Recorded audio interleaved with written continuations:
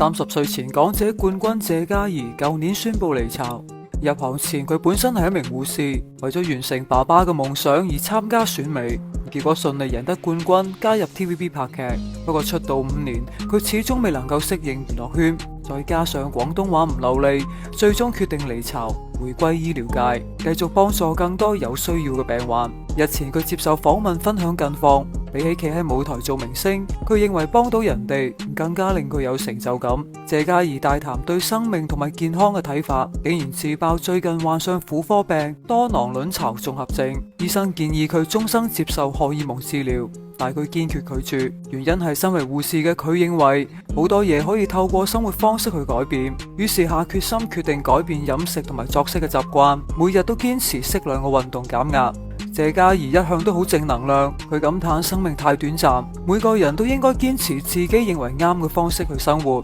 保持良好嘅心態，積極去面對，唔需要太在意人哋嘅眼光。